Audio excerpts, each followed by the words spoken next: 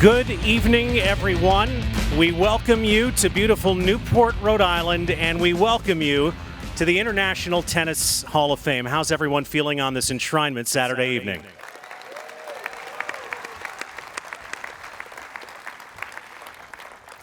I'm Brett Haber from Tennis Channel, and it is my honor to welcome you to the induction ceremony for the class of 2019. We are here today on these historic grounds, which not only house the history of our sport, but also witnessed it take place firsthand.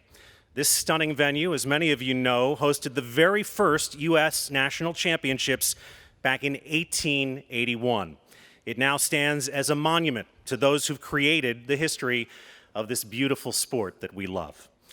Induction into the International Tennis Hall of Fame is the ultimate honor in the sport of tennis. It represents the sum of one's achievements and signifies a place at the highest level in the history of the game. But joining the Hall of Fame is about more than just results. Induction here signifies an individual who embodies the key principles of our sport: character, commitment, integrity, and excellence. It is an honor that only 254 individuals have received to this date. Today, three great competitors hailing from three very different corners of the globe, and each with a unique story of their own road to Newport, will join tennis's most elite ranks as Hall of Famers. And so, it is now time to introduce our three guests of honor. She was a fearless and focused competitor, a power hitter you could always count on to leave it all on the court.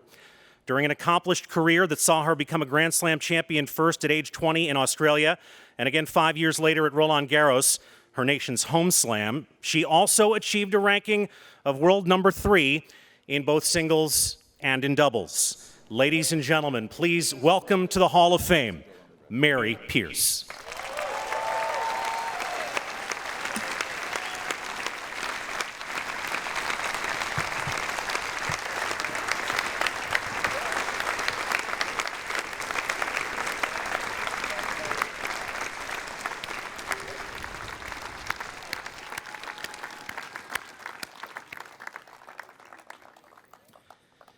When he won the Australian Open in 1996, he became Russia's first ever Grand Slam champion.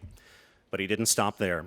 He went on to be the first ever Russian world number 1, first to win an Olympic gold medal in tennis, a Davis Cup, as well as the French Open singles title, and 4 major doubles titles. Please welcome to the Hall of Fame, Yevgeny Kafelnikov.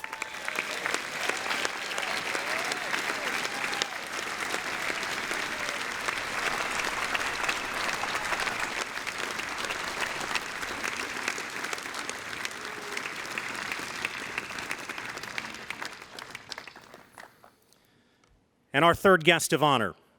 She blazed a trail for tennis in her nation where there had not been very much interest or awareness in the sport previously. That sentiment has certainly changed after more than 116 million people tuned in to watch her capture the Roland Garros trophy in the year 2000. She went on to win Australia as well as reach the world number 2 ranking. Please welcome an athlete who inspired a nation to love this game from China, Li Na.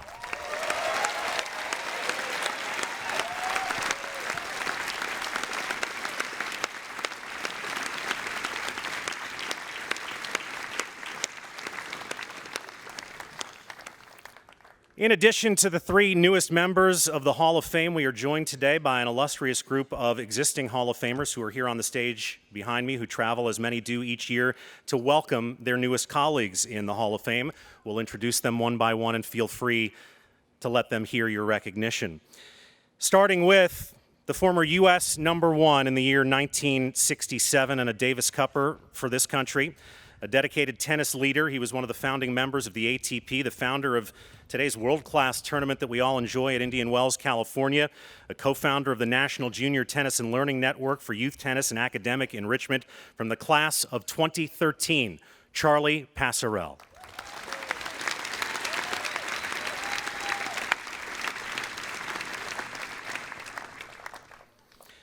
She is a 12-time major doubles champion, twice a Grand Slam singles finalist, and one of our sport's trailblazers in the areas of gender equity and open tennis. From the class of 1996, a member of the original 9 of women's tennis, Rosie Casals.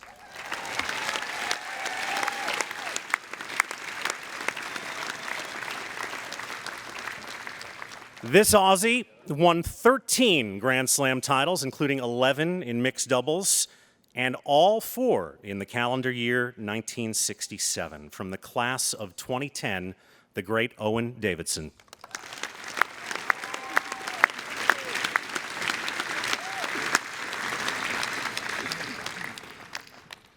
She won 17 Grand Slam doubles titles and captured 3 of the 4 in the same year for 3 straight years.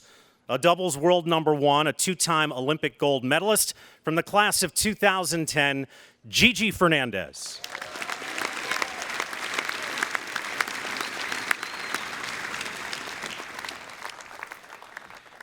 This man is an absolute legend and pioneer in his craft. He has coached 10 world number 1s, and after today, he will have coached 4 Hall of Famers: Andre Agassi, Jim Courier, Monica Seles, and Mary Pierce. Please welcome from the class of 2014, Hall of Fame coach Nick Bollettieri.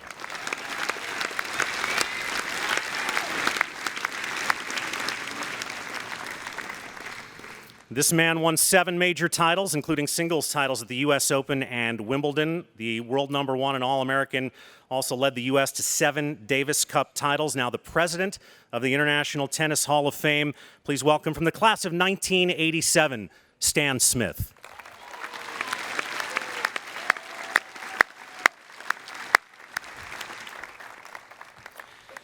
He is a 7-time Grand Slam singles champion, having won Grand Slam singles titles on 3 surfaces. 3 times a Davis Cup winner, a world number 1 from Sweden, and the class of 2002, Mats Wilander.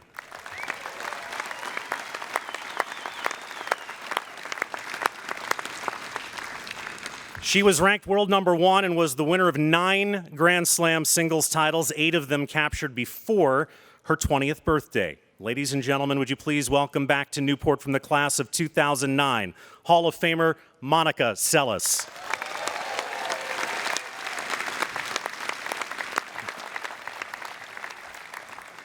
Another Australian legend with us tonight, winner of the career Grand Slam in both men's doubles and mixed doubles.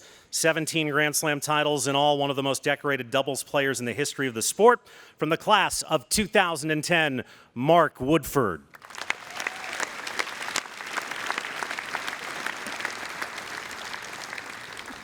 He is one of tennis's all-time great storytellers. From the class of 2017, a preeminent tennis historian and author and journalist. Please welcome back to Newport, Steve Flink.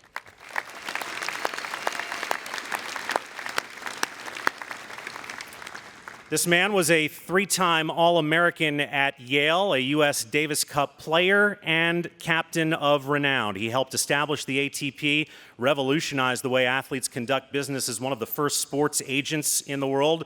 From the class of 2009, Donald Dell.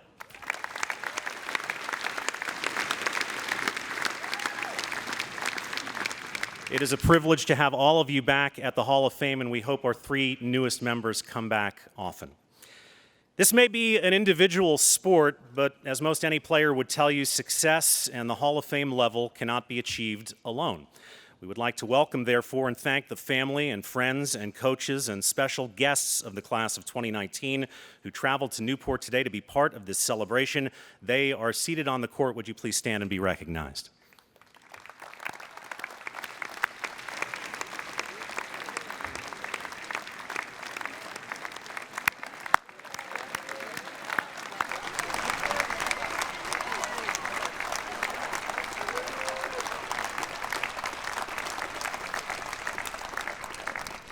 The 3 of you have shy and humble family and friends. Also, joining our special guests on court tonight, I'd like to acknowledge the International Tennis Hall of Fame leadership who are so dedicated to accomplishing this organization's mission of preserving tennis history and celebrating its greatest champions so as to inspire the future of this sport. Our thanks to Chairman of the Board, Mike Goss, the Hall of Fame Executive Board and Board of Governors, and the CEO of the International Tennis Hall of Fame, Todd Martin. Would you all please stand and be recognized?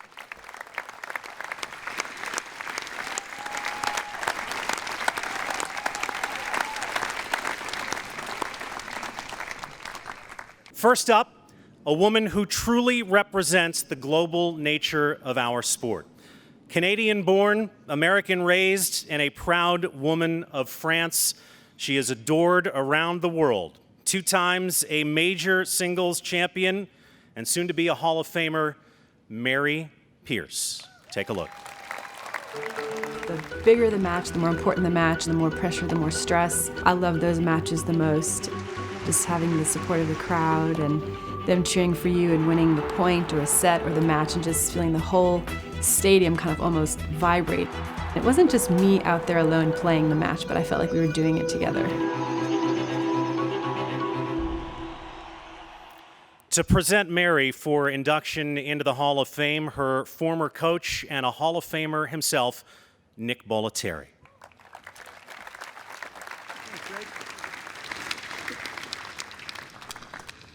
Wow.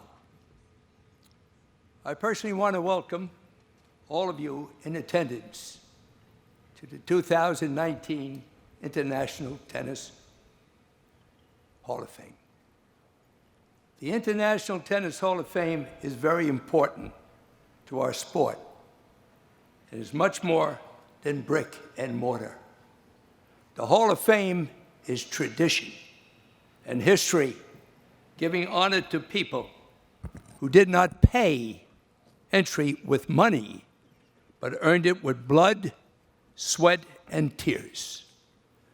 Those who never, and I mean never, said, I can't do it, but found a way to do it. I congratulate Lee Now and my man, Mr. Kafelnikov. I also want to thank Todd Martin and his dedicated staff, not only for this special weekend, but also for the continuous improvements to all of the facilities at the Hall of Fame. And a very special thank you to Jean-Yves Fillon, I can't pronounce it, for all the support BNP Paribas gives to the Hall of Fame and to tennis. And now, I didn't forget, and to our host, Brett Haber, of the Tennis Channel, his humor, wit, and wisdom should make him a Hall of Fame, baby. No matter how much time and thought I have given to find a way to tell you about my Mary, it would be very difficult in the short amount of time that I have here today. Mary, you see, is much more than a great tennis champion.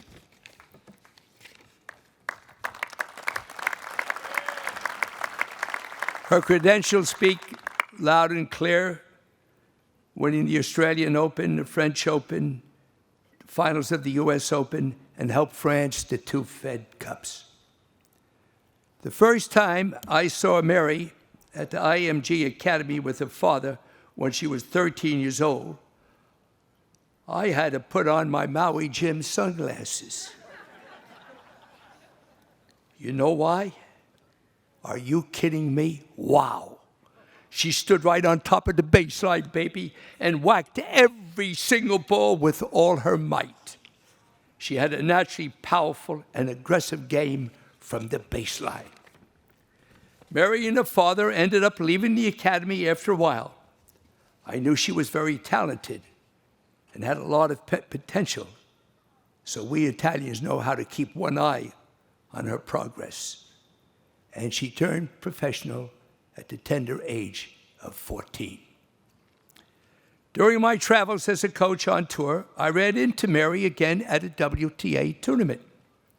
Mary had a new coach, Sven Grunfeld, and she asked me if she and Sven could come back to the IMG Academy again to train, and she also asked if I would work with her again. I said, let me think about this a little bit. I wrote her a letter, baby, and I mean a letter. Believe me, it was far from a love letter. Keep in mind at times, really most of the times, the words of Nick Bollettieri have been rather direct and have not gone out over very well. Just ask my 8 wives. This may be why I'm still working, soon to be 88 next week.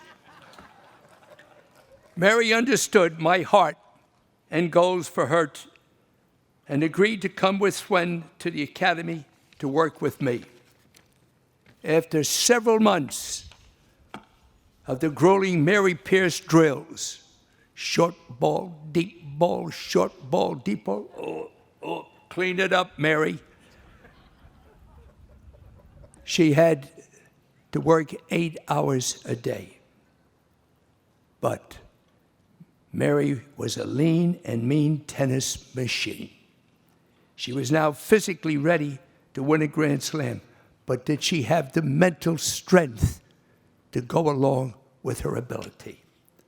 Well, Mary went to Australia and won the Australian Open, defeating Arantxa Sanchez Vicario in the final. Mary Pierce proved she had the physical talent, mental determination, and willingness to sacrifice whatever it takes to achieve on court. However, and listen closely, Mary is much more than a tennis champion. She is an angel. She has an incredibly warm and tender heart. She has one mission in life. How can I help you achieve your goals? I want to thank you, Mary, from the bottom of my heart for the loyalty, love, and care that you have always shown me in making sure my family was all well as at the same time. To help Mary achieve all that she has done, both on and off court, does not come about by accident. It comes about by teamwork, baby, by her beautiful mother, Yannick, and her brother David, who was her hitting partner for hours and hours every day for most of her career. Now, Mary, close your ears. He told me he's still waiting for that bonus that you promised him. Mary Pierce, you will always be part of my life. Never change, giving your heart and soul to make the world a better place and helping people achieve their goals as you achieved your goals. It is now time that I introduce my Mary Pierce to the 2019 inductee to the International Hall of Fame. Thank you, everybody.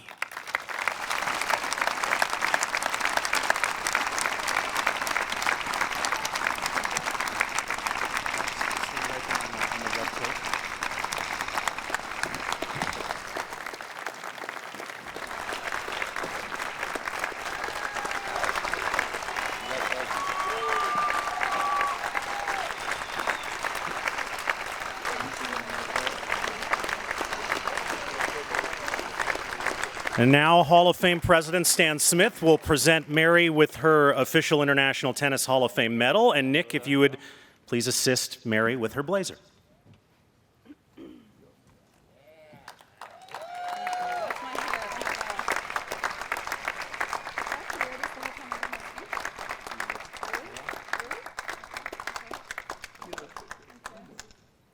right. Can I say hello to you guys?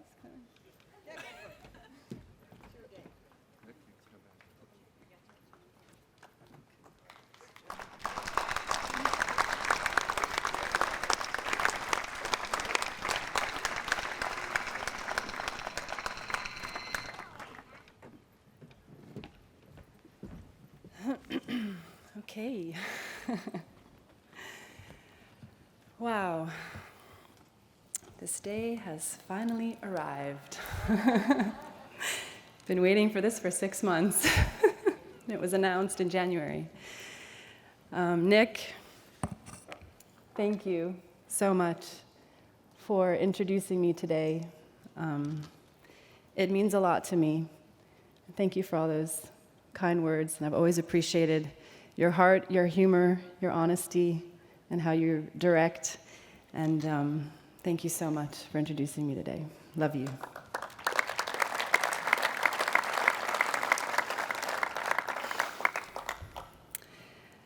So there's a quote that I read when I was about 18, 19 years old, and it said,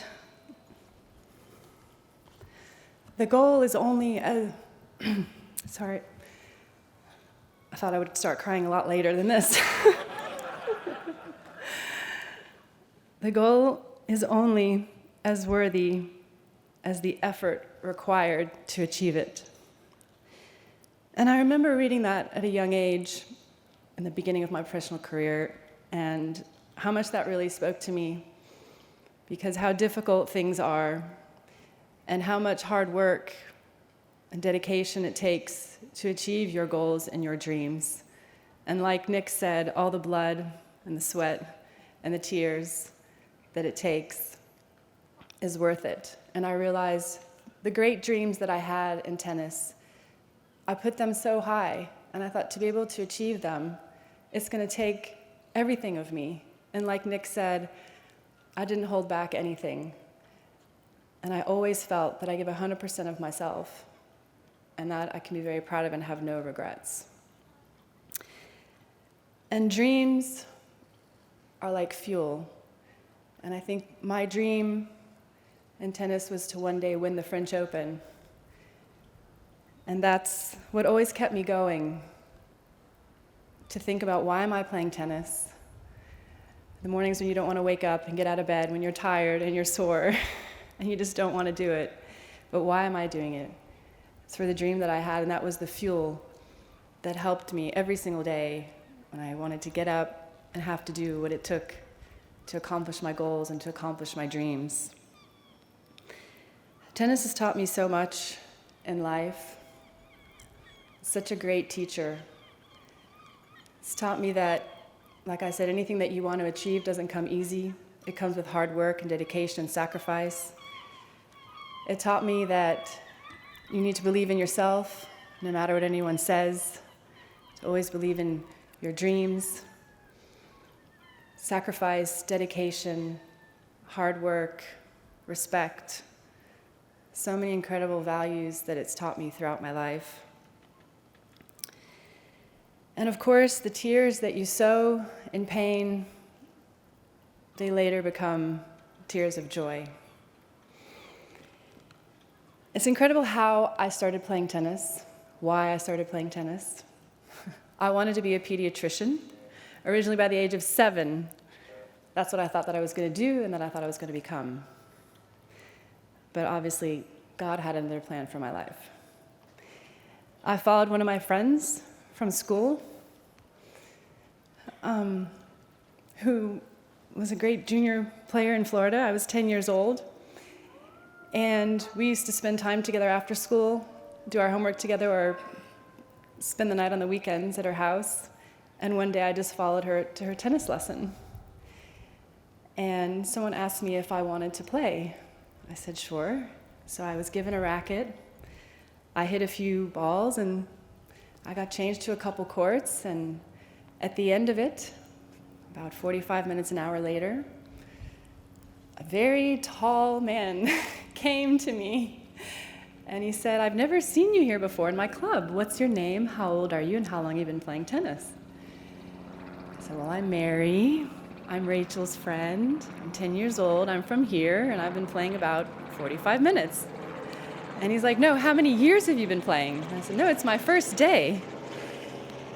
And so when I told him that, he said, well, I want you to come back the next day with your parents. I said, okay. So I ran off to find Rachel, and I said, I think I'm in trouble.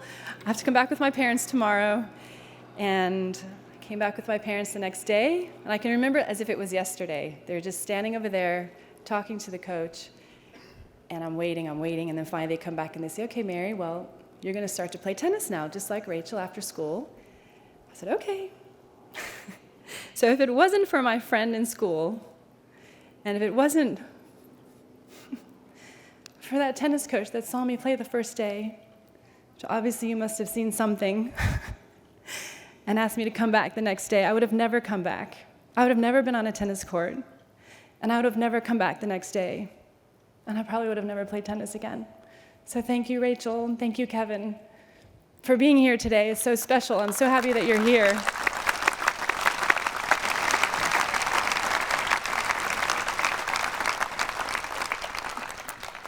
It really means a lot to me that you guys are here. Thank you so much. So obviously I started to play a lot. And I had many different coaches along my journey in tennis. And one of my coaches early on that also helped me progress throughout my tennis and my early stages was Alvaro Bittencourt, who's here. He just coached me when I was 11, 12, spending hours with me. I was supposed to have only 1 hour lesson. Alvaro would always give me 2. Always wanted to do more, always wanted to do more. And the hard work, the hours, the sweat, everything that you put in, all the time to help build my game in such an early stage. And I'm just so grateful for that. And I'll always remember you always telling me to smile when I was on the court. Maybe I was too serious. Thank you, Alvaro. Yeah.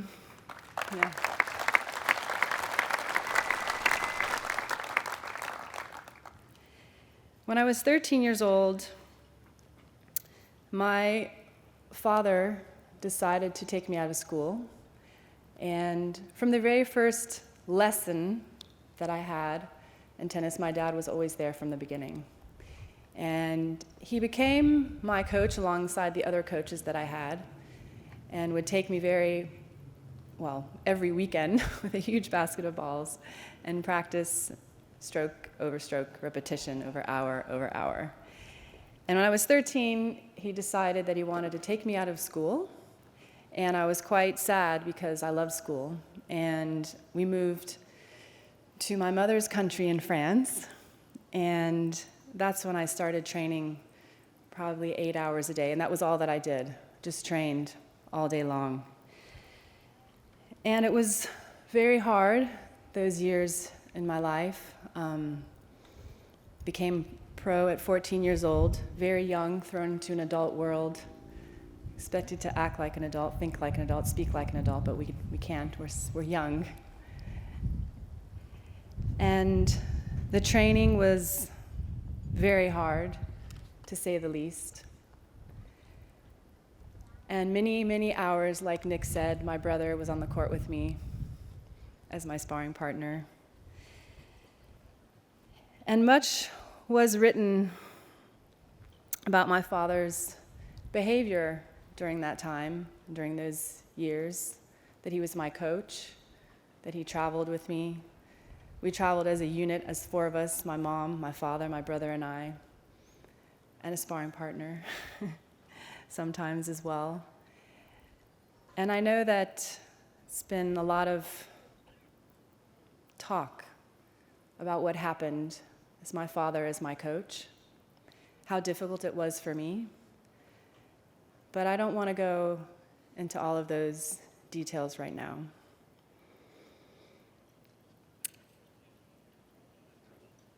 At 18 years old, I had the help from the late Georgina Clark of the WTA Tour. And sometimes we feel like we get angels sent to us on our path in our lives and come and help us at specific moments when we really needed it.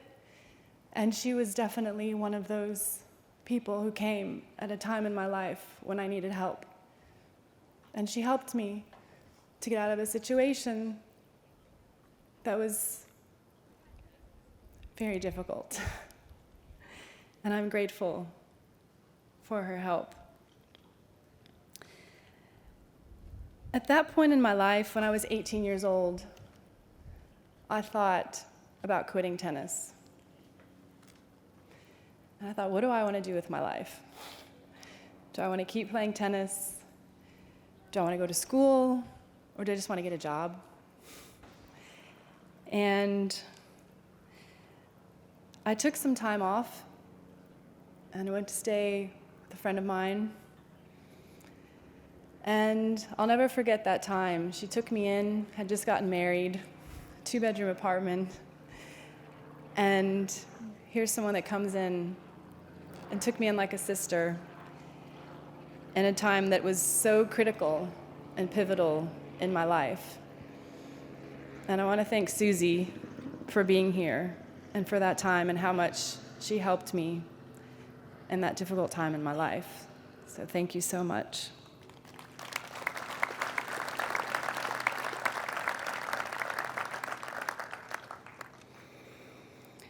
So life isn't easy.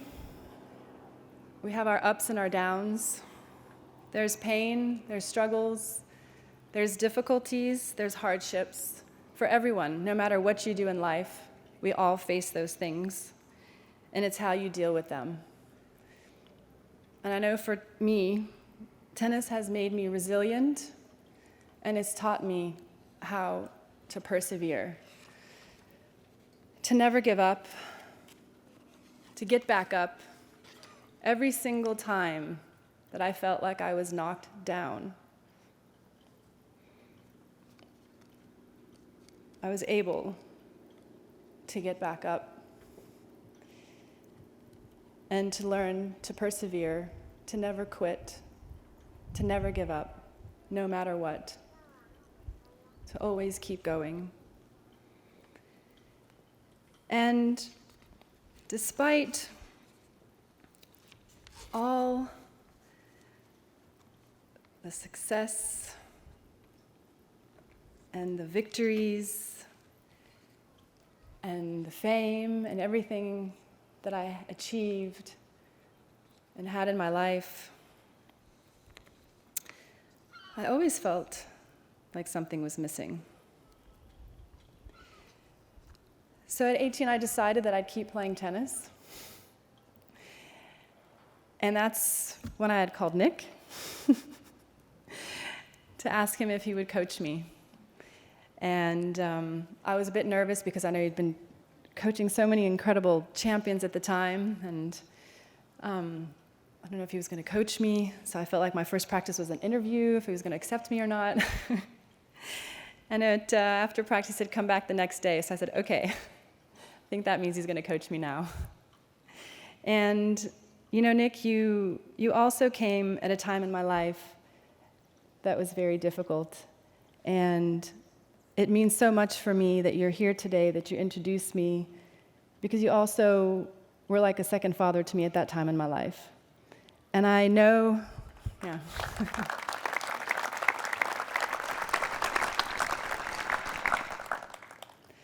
I could feel your heart for me. I know that you cared about me, that you had my best interest at heart. There were no hidden agendas.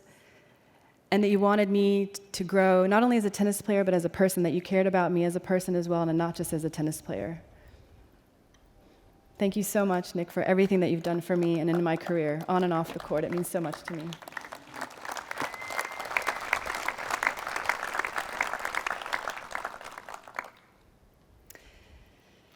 Yes, as Nick said, a year later, I won my first Grand Slam tournament, which was incredible. That year in January, we set the goals in the beginning of the year, and I said, okay, my goal is to win a Grand Slam tournament and finish in the top 5. So by 2 weeks into the year, I won the Australian Open, and I was number 3 in the world. I'm like, okay, now I need to sit down and revisit the goals for the rest of the year.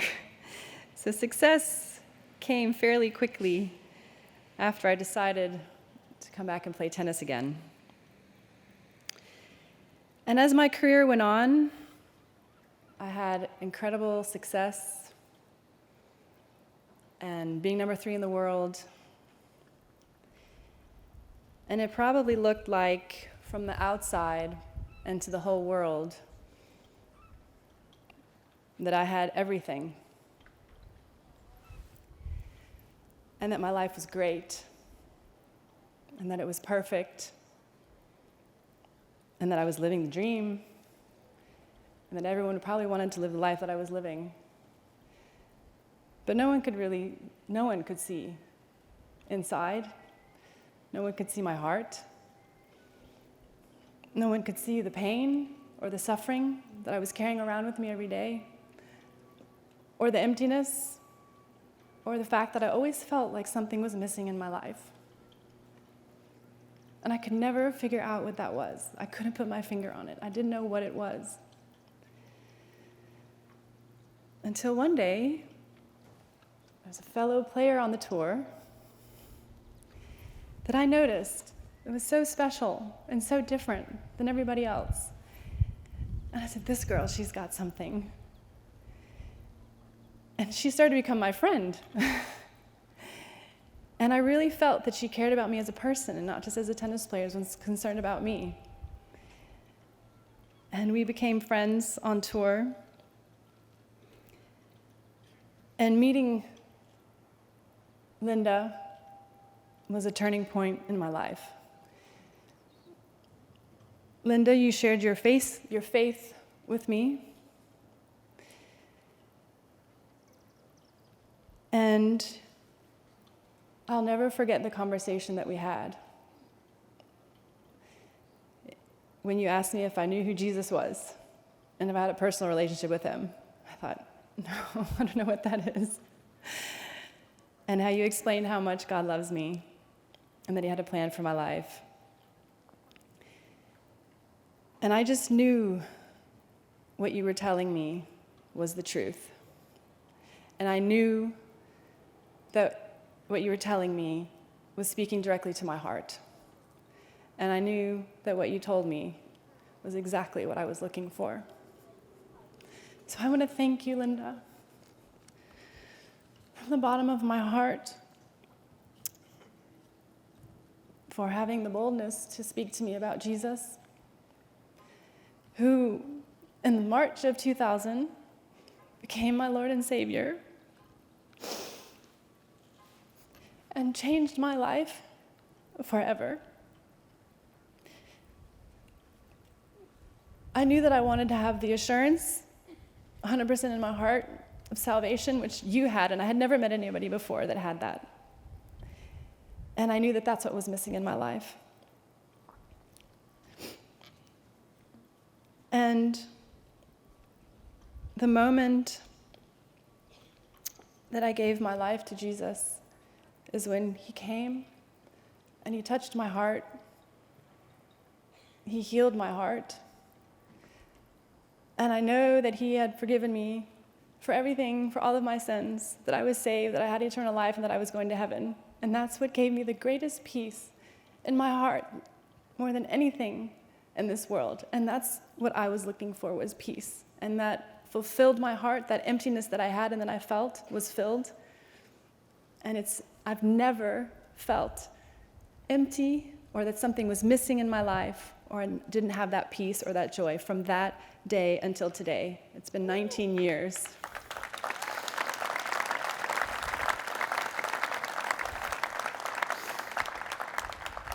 So thank you, Linda. I love you. So from that moment on, I knew that it was God that gave me the gift to play tennis. It wasn't my plan. I wanted to be a pediatrician. But God had another plan for my life, and he gave me the gift to play tennis, just like when Kevin saw me play the first day, thought I'd been playing for years like other kids. Because God gave me that gift, and it was his plan for my life to play tennis. So I'm so grateful for that. And the second miracle, the first miracle is obviously knowing Jesus in my life. The second miracle is winning Roland Garros. That was always a dream, and it was always so difficult, and I thought it would never happen in my life. And showing up to that tournament and always having difficulties dealing with the media, the press, the stress, the expectations of the whole country riding on your shoulder, I was able to go to that tournament in peace and just know that everything was in God's hands and I could just relax and just give 100% and enjoy it. So to win the French Open was my ultimate dream in tennis, and it came true. And also win the doubles with Martina Hingis was like the cherry on top to do the singles and the doubles. So it was just incredible to see my dream in tennis come true. And my third miracle was being able to forgive my father. As I said earlier, it's very well known the relationship that we had and things that happened in the past.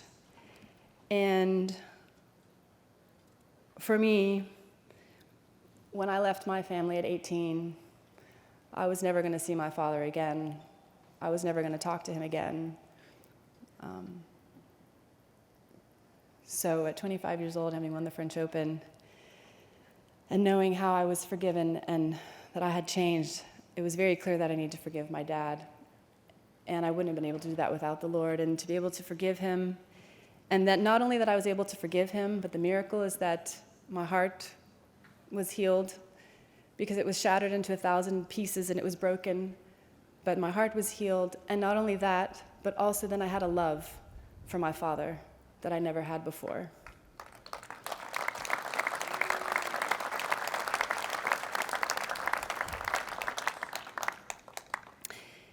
And our relationship was restored. And it took some time, but we had a beautiful father-daughter relationship after that.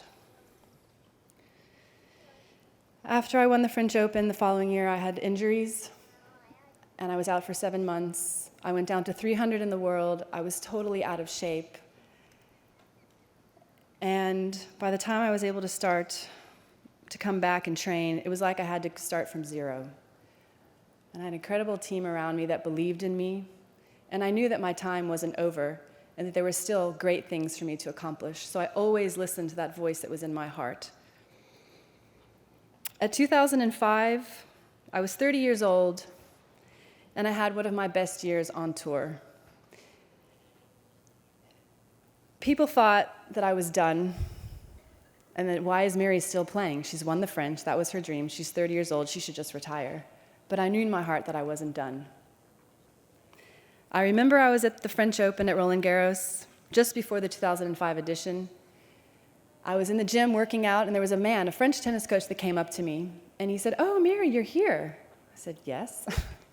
"What are you doing here?" I said, "Well, I'm here to play the French Open." "Oh, really?" And he laughed at me. I said, "Yes." He said, "Oh, okay, well, maybe you'll win a match or two." And I thought, what? I said, okay, and I just smiled, but inside I said to myself, well, we'll see who's laughing last. And I made the finals. So for me, it just taught me to always believe in yourself, to always listen to that voice inside, no matter what anybody says, that you can't do it, but you can, to always believe in that. And I always played with all of my heart. I always did my best. I always learned from my mistakes. I always wanted to be better. The competition wasn't the others, but it was myself, not anybody else. I left it all out on the court. I gave 100%. I have no regrets, and I'm proud of that. I'm looking forward to what is ahead.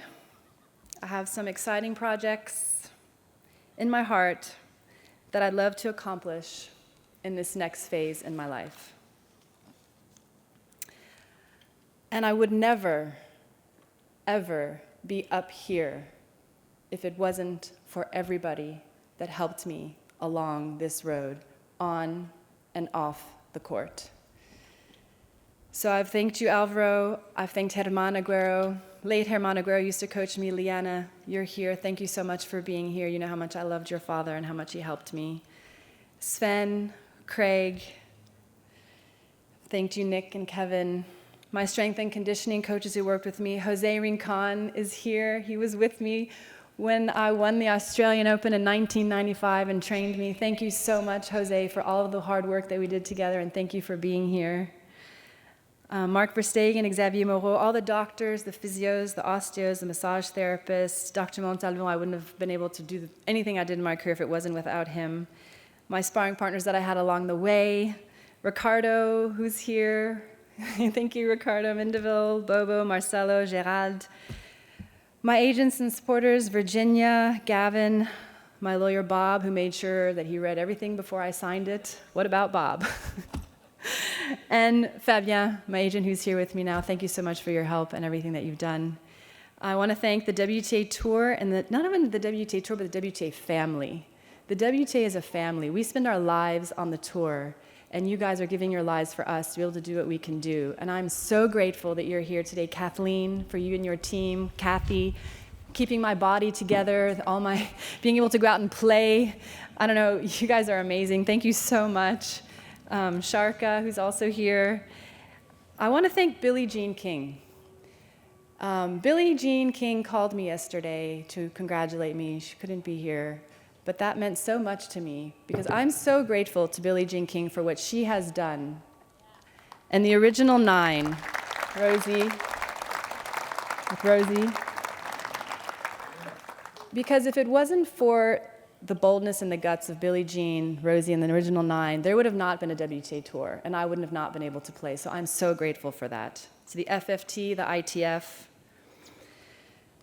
to all of my wonderful friends who are here, JC in the house, my California mom watching, all other former players. I want to thank the players for making me a better player and a better person, all of the Hall of Famers that have called me and sent me messages over the last few days, Monica especially, who's encouraged me. Thank you so much for being here. And my chosen family, the family of God, and my family that's here from Mauritius that have come to support me, Audrey, Carol, Dash, Gigi, thank you so much for being here. I'm trying to cry last, so I'm thinking, who am I going to share at the end? My family, all of my cousins and aunts and uncles in France, because they took care of me when I first arrived. I want to thank my mom.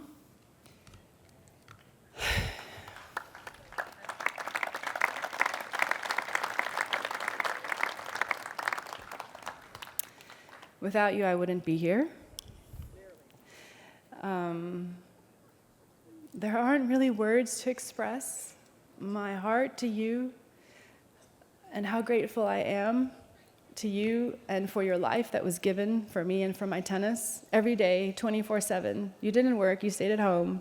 You're a professional mom, you're the best. And always a support, always a pillar, and always there taking care of me, helping me all the time, every day, to help me do what I did in my tennis. And I'm just so, so grateful, Mom, for everything that you've done for me and that you're doing for me. And I love you so, so much.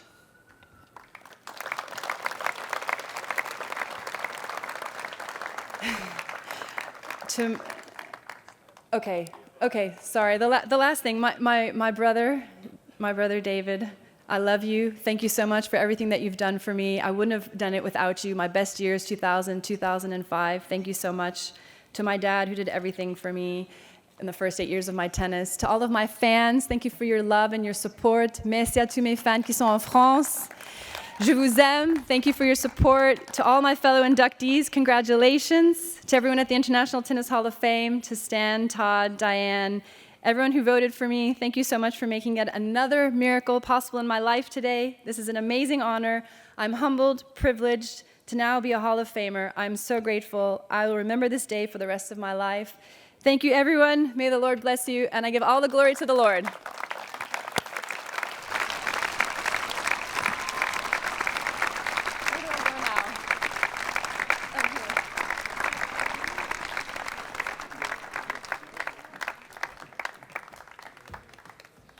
Ladies and gentlemen, how about one more round of applause for Mary Pierce?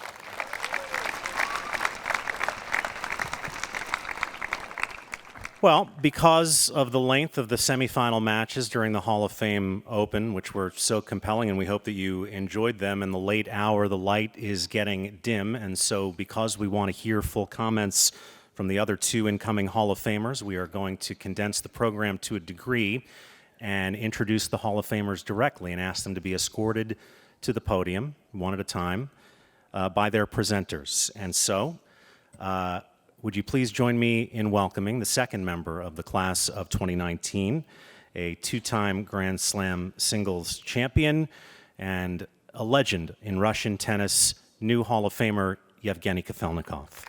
He is accompanied by his presenter, Larry Stefanki.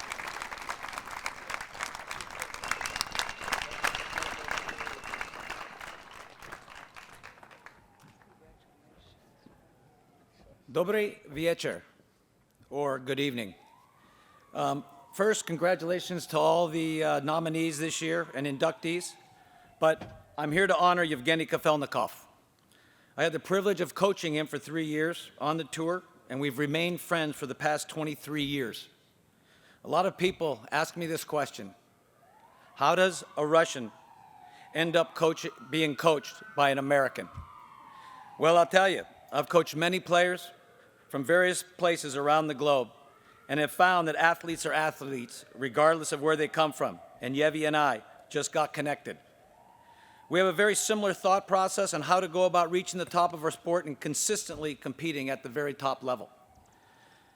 Yevy learned the game of tennis old school style. He was definitely a workhorse. Early on, he learned the importance of fundamentals, footwork, repetition, fitness, and a work ethic that would bring him great success on tour. He definitely had the mindset of a champion early on and the self-belief that would propel him to the top of the game. Yevy won 26 singles titles, including 2 Grand Slam singles titles, the '96 French Open and the '99 Australia Open. He won 27 doubles titles. It included 4 Grand Slam titles, 3 Frenches, and 1 US Open. He won the gold medal in singles in the 2000 Sydney Olympics, and I think that's as big, if not bigger, than a slam, because it only happens once every 4 years. He won the Davis Cup as a member of the Russian team, beating France in France, and he became the first Russian male to reach the #1 singles ranking in '99. Also, he was the last man to win singles and doubles in a Grand Slam event, the '96 French Open. He was a workhorse, playing both singles and doubles most weeks. Yevgeny and competition merely went together. He always showed up to win. He loved the big matches and played his best tennis under the most extreme pressure. He absolutely cherished being under the gun to have to win a match. Besides all his accomplishments, Yevy is a very generous individual. He's donated his 2001 and 5th Moscow Open victory in a row to the Siberian air disaster on the Black Sea. He started a pediatric hospital in his hometown where the kids could not afford surgeries. And he also started an academy in his hometown outside Sochi, which started his playing career. Yevgeny and I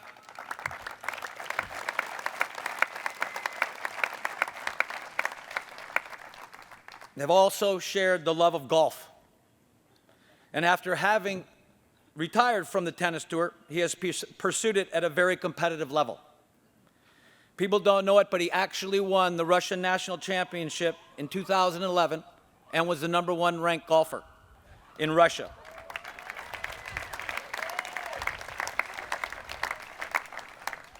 It's been a great journey, Pards. You are now part of the tennis history forever and a new member of the Hall of Fame. Congratulations. Now I'm honored to present to you all the new Hall of Famer for 2019, my dear friend, Yevgeny Kafelnikov.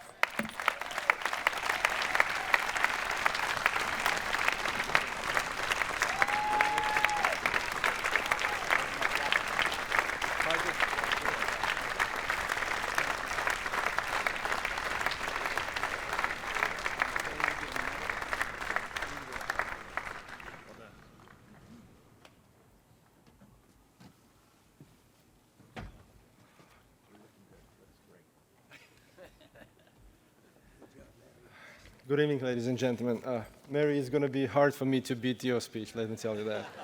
But I can assure you, I'll try my best. Dear ladies and gentlemen, let me tell you how honored I am standing in front of you tonight on such a important day for me.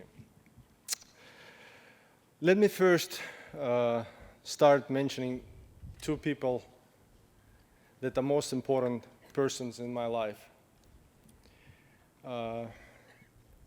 Ever since on the 18th of February 1974, I came into this world. They've been around me. Oh, sorry. They did best I could. I felt nothing but love, warmth, and care. Mom and Dad, I know you're watching it. I love you so much. You've been there for me through thick and thin. I love you. And when I come back home, we will celebrate this wonderful day.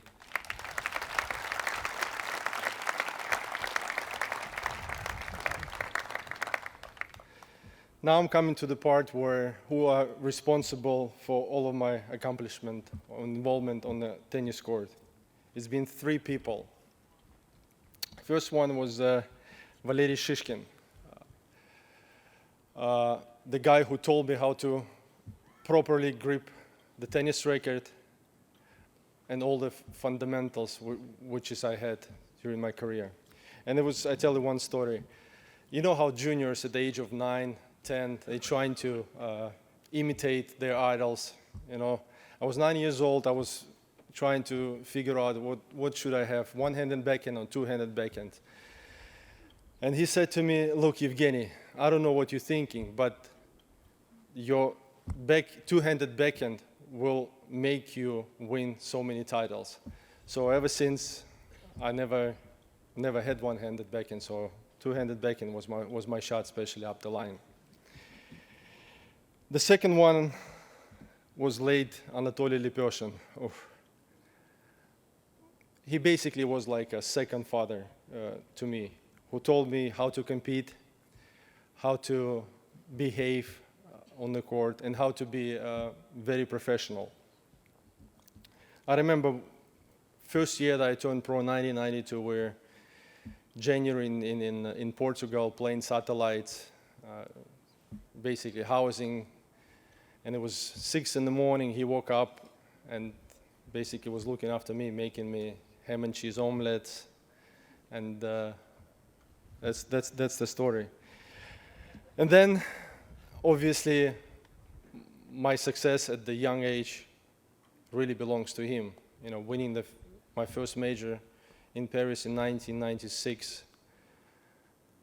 He never gives me. He was never giving me any freedom, so-called, if I can say that. We were practicing 5-6 hours a day. So I'm thankful to him very much so. And then, of course, parts where you are. Yeah. You all know that the professionals go through up and downs in their career. And in the middle of '98, I felt like I was struggling with motivation and desire. So my agent called me up and says, "Look, there is Larry around. I was on my own, basically. I had no coach." And then he said to me, "Look, you wanna try with Larry? He's got good reputation. He coached John McEnroe before." I said, "Yeah, let's give it a shot." And parts in those 3 wonderful years that we had together, I have accomplished a lot with you. So winning that '99 Australian Open, becoming then 3 months later in May, #1 in the world, and of course 2000 Olympics. So I value our relationship very much so till this day. You know, we've been friends for number of years, and hopefully we'll stay like that for forever. Thanks.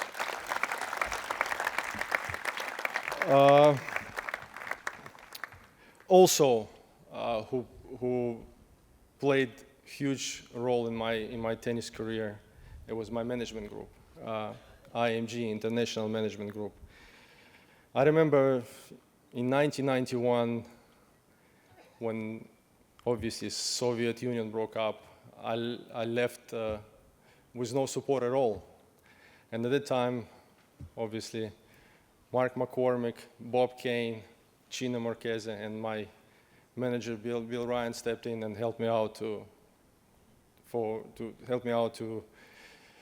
develop into the tennis player. So IMG is a big key into why I'm standing before you all tonight.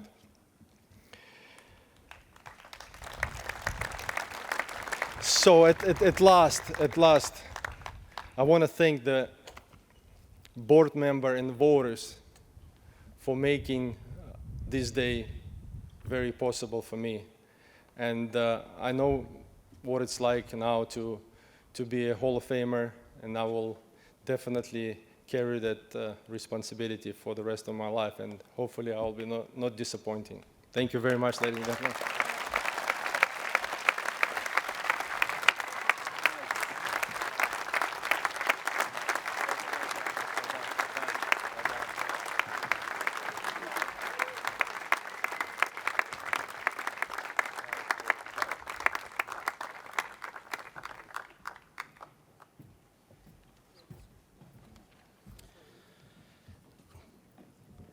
Thank you, Yevgeny, and congratulations. When this facility was built in 1881, they conducted business by candlelight, and by gum, we're going to do the same here tonight.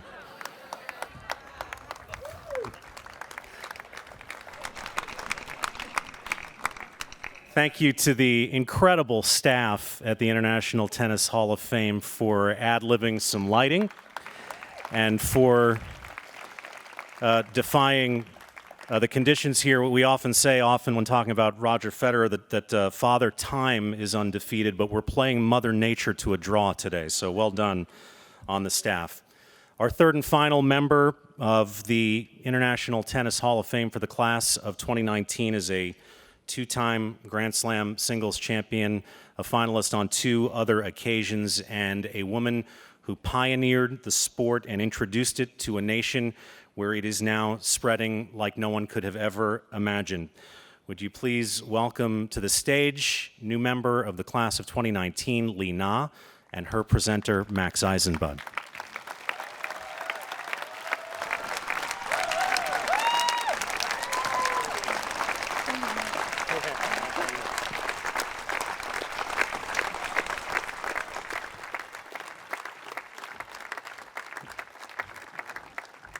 Thank you. Brett just asked for my short version. It's lucky I have 2 versions, Brett. First, I'd like to congratulate Mary and Yevgeny on being inducted into the International Hall of Fame. You've truly earned your place here, so congratulations.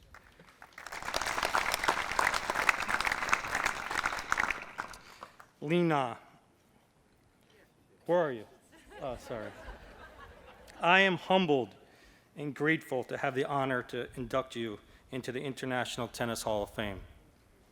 But most of all, the last 10 years have been a privilege to work with you, to witness you becoming an incredible player, woman, wife, mother, entrepreneur, author, film producer, chef, the list goes on, and an inspiration for millions of people around the world.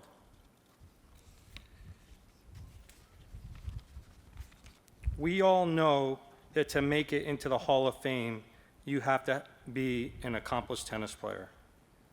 Li Na, you've been a great tennis player and an amazing champion. What I admire and I think most impressive about you is that you've been a true pioneer, not just for tennis, not just for women, but for all of China.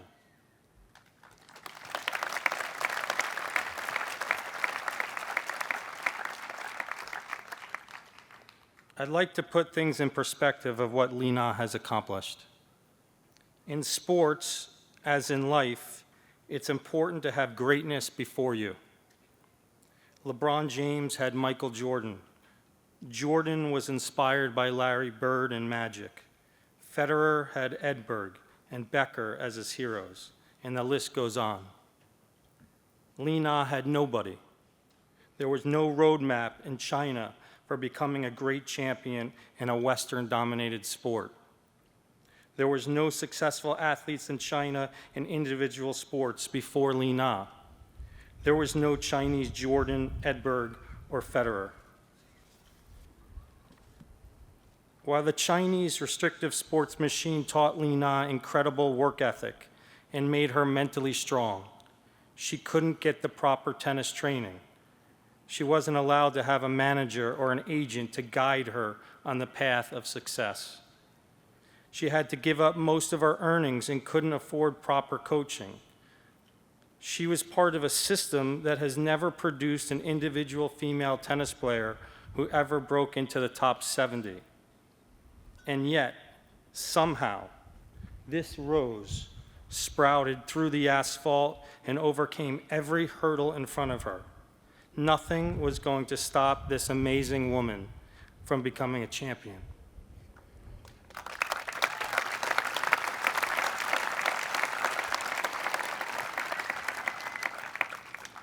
While Li Na's list of accomplishments is impressive, her list of firsts is yet to be eclipsed. First female tennis player from China to break into the top 30. First player from China to break into the top 10. First player from China to win a WTA title. First player from China to reach a Grand Slam final. And finally, first player not just from China, from Asia, to win a Grand Slam.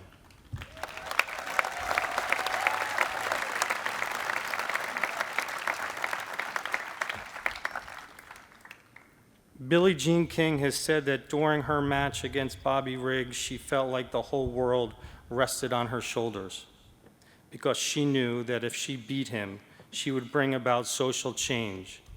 One match triggered social change for decades to come. I believe Li Na is a maverick who has been carrying Billie Jean King's legacy in China for today's generation. She wasn't afraid to be outspoken. She wasn't afraid to stand up for her beliefs, and no matter what, she believed in herself. Li Na's titles meant a lot more than just trophies, as her success on the court has inspired a generation of Chinese tennis players, as well as helped other Chinese athletes keep their athletic earnings. Just like Billie Jean, Li Na brought about social change and transcended her sport.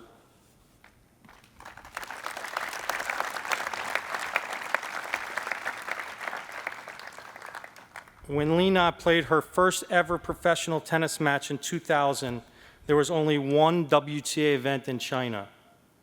This year, there are 9 WTA events in China, more than any nation.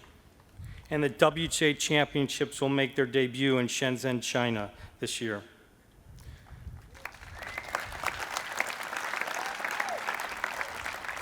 $116 million people in China watched Li Na's Roland Garros championship match in 2011. Let me say that again. 116 million people watched her win her match in Roland Garros, a record that stands to date. Evidence of Li Na's influence can be found throughout China with a rising number of cutting-edge tennis academies with sophisticated training techniques all over the country, producing, hopefully, the next generation of Li Nas. In 2004, there were roughly 2 million tennis fans. By the time Li Na reached the Australian Open semifinals in 2010, the number rose to 12 million.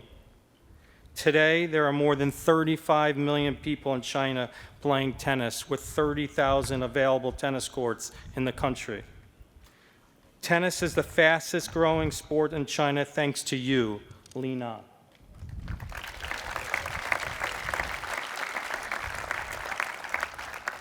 Li Na, you've been an inspiration to millions of people to not just pick up a tennis racket, but to believe in themselves, to not be afraid of a challenge, and to stand up for their beliefs. You've empowered women all over China to pursue their dreams. And you never lost your authenticity, your kindness, and your great sense of humor. You've changed the hearts and minds of people all over the world, and I couldn't be more proud to call you a client, and most importantly, a friend.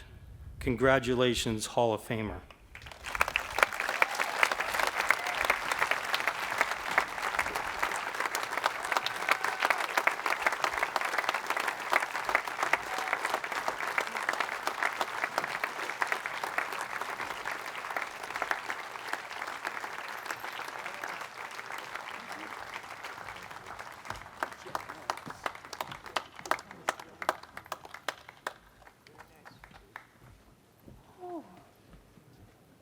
Okay, I will try my speech like my name, short as ever.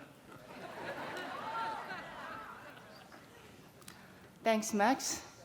I think it is the only age I has. We started working in 2009. I hope I have been a very good player in your opinion, right?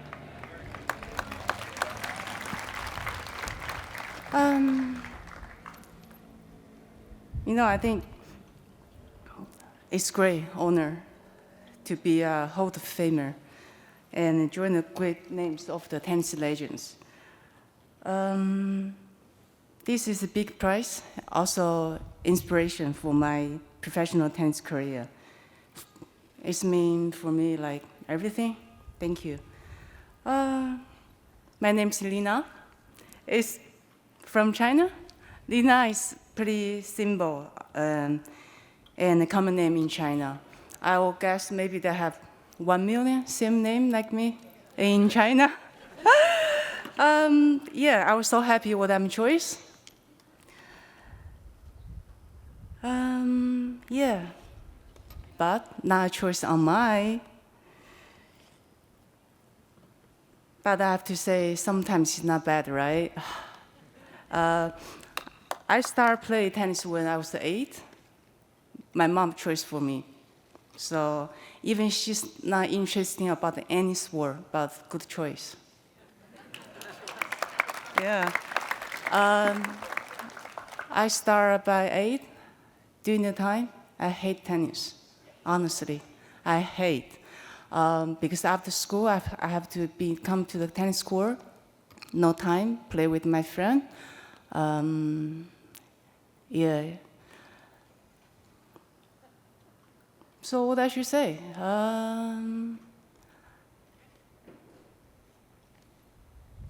Not bad. At least I'm staying here right now. Yeah.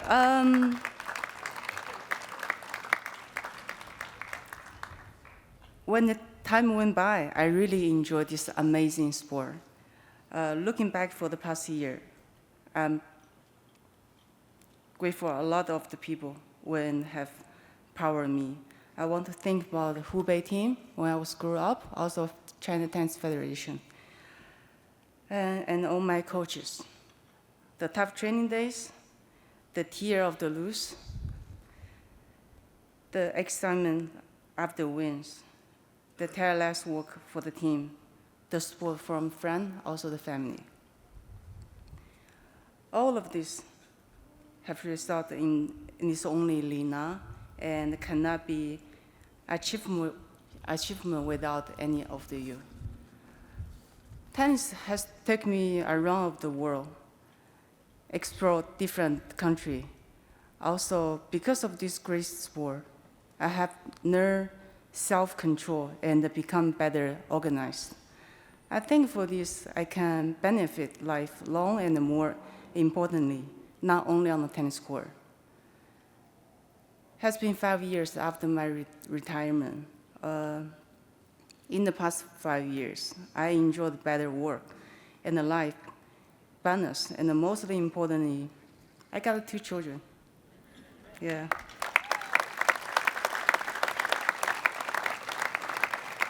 But sad, same husband.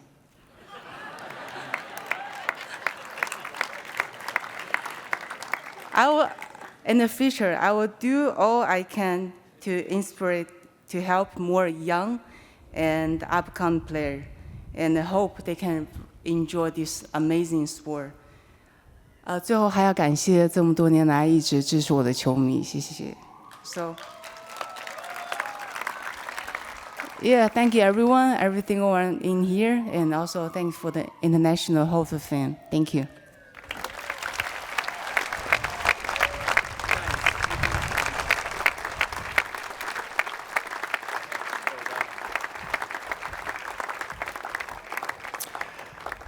Ladies and gentlemen, we now have 3 new champions that have been added to the permanent roster of tennis's all-time greats.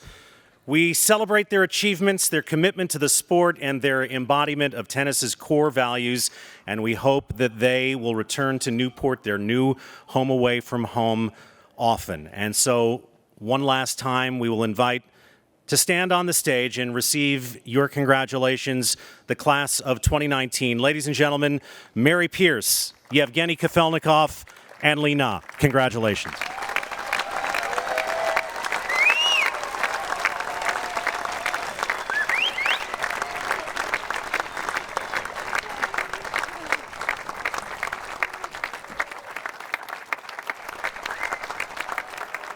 Can you just scoot down a little bit?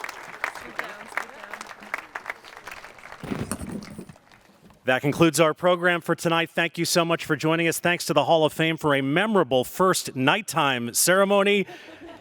Good night, everybody.